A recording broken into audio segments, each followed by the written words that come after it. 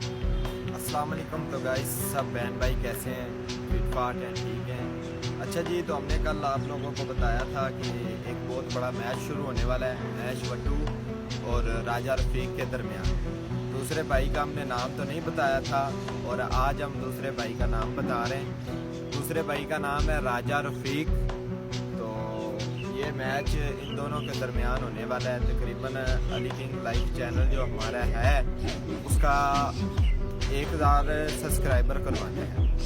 तो जो ऐश आर्मी है, ऐश वट्टू की आर्मी जो है वो रेड हार्ट भेजेगी और जो राजा रफ़ीक की आर्मी है वो यूट्यूब पे हमें हमारी फर्स्ट वीडियो पे वाइट दिल भेजेगी। तो जो भी इन दोनों में से जीतेगा उसको 12 प्रो मैक्स मिलेगा। इनके ओनर को ऐश वट्टू ने देना है या राजा रफ़ीक अगर उनसे जीत जाते हैं तो